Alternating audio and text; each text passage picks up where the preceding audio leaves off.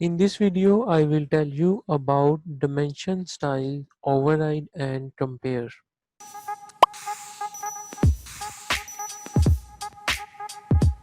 For that purpose मैं annotate के tab पे जाऊंगा और सबसे पहले यहाँ पे एक linear dimension जो है वो ऐड करता हूँ और यहाँ पे मैंने ये एक linear dimension ऐड की।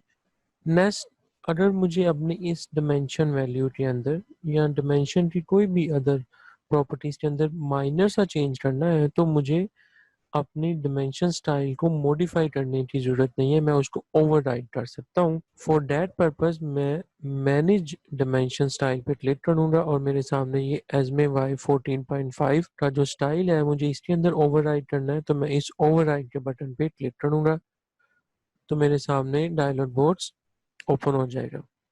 इस ओवरराइड के बटन के अंदर जो मेरे पास ये ब्लू इस ओवरराइड के डायलॉग बॉक्स में जो मेरे पास ग्रीन कलर है डिमेंशन और एक्सटेंशन लाइन का, इसको मैं चेंज कर देता हूँ टू रेड कलर और मैं इसको यहाँ से ओके कर दूंगा। तो यहाँ पे मेरा ये डिमेंशन स्टाइल जो है वो ओवरराइड हो चुका है। सिंपली मैं इसे क्लोज करूंगा और अब अगेन मैं एक लीनियर डिमेंशन प्लेस करूंगा तो ये देखें मेरे पास डिमेंशन जो मैंने स्टाइल बनाया था ओवरराइड किया था वो मुझे यहाँ पे नजर आ रहा है। फॉर एग्जाम्पल मैं यहाँ पे डायमीटर ऐड करता हूँ तो ये देखें इस तरीके से आपकी जो डिमेंशन स्टाइल ओवरराइड है वो आपकी वैल्यूज के अंदर चेंजेस कर सकता है। सो इन दिस वे आप अपनी जो डिमेंशन स्टाइल है उसके अंदर माइनर सी चेंजेस जो है वो कंट्रोल कर सकते हैं यूजिंग द ओवरराइड।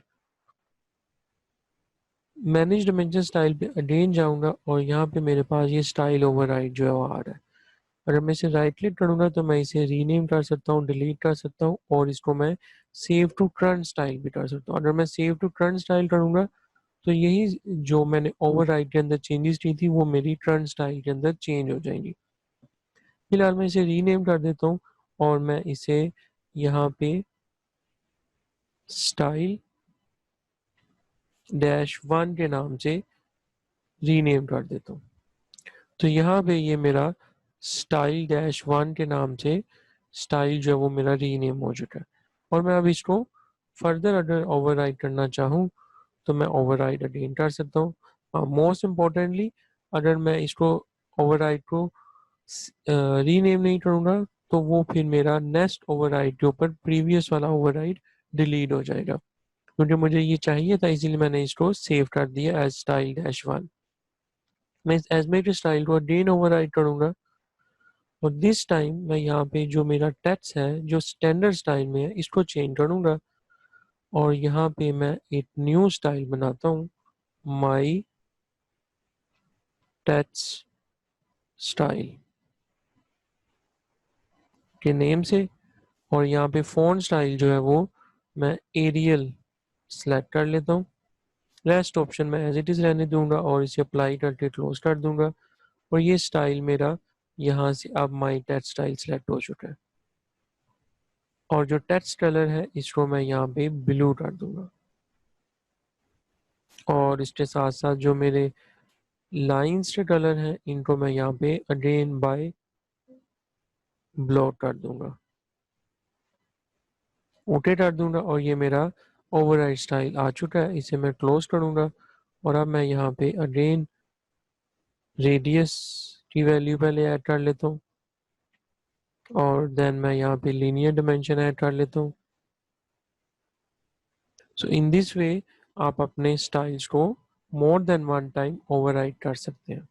फर्दर अगर मैं इस स्टाइल को डिलीट करना चाहूँ सिंपल मैं इस पर राइट क्लिक करके डिलीट करूँगा, यस कर दूंगा, क्लोज कर दूंगा तो मेरा स्टाइल डिलीट हो जाएगा, लेकिन जो डिमेंशन आपने उस ओवरराइड स्टाइल के साथ बनाई होगी वो आपकी स्क्रीन पे प्रेजेंट रहेगी।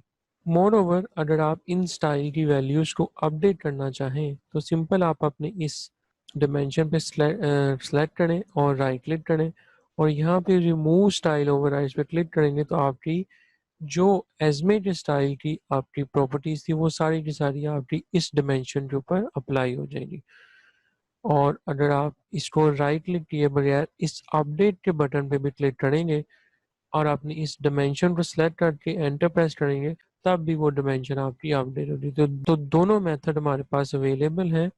आप अपडेट भी कर सकते हैं और उसके साथ साथ आप अपने स्टाइल ओवरराइड्स को रिमूव भी कर सकते हैं। मोर ओवर मैं यहाँ पे अब जो मेरा ये स्टाइल 1 का ओवरराइड था, मैं इसको भी यहाँ से डिलीट कर देता हूँ और इसे यस कर दूंगा और क्लोज कर दूंगा।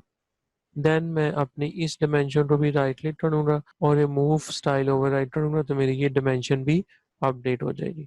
सिमिलरली इस पे भी राइट क्लिक करके रिमूव स्टाइल ओवरराइड करूंगा, तो मेरी ये डिमेंशन वैल्यू भी अपडेट हो जाएगी। सो इन दिस वे आप अपनी डिमेंशंस को ओवरराइड कर सकते हैं अगर आपने माइनर चेंजेस जो है उसके अंदर परफॉर्म करने हैं। So it was all about the override tool of an AutoCAD. Okay, now let's again move to Dimension Style Manager और this time मैं यहाँ पे इस Compare के बटन पे क्लिक करूंगा तो मेरे सामने एक और विंडो ओपन हो जाएगी। यहाँ पे मेरे पास अभी Compare के अंदर एक स्टाइल है और एक With के अंदर स्टाइल है। तो मुझे अपने एजमे Y14.5 जो मैंने स्टाइल बनाया था इसको कंपेयर करना है विद स्टैंडर्ड स्टाइल।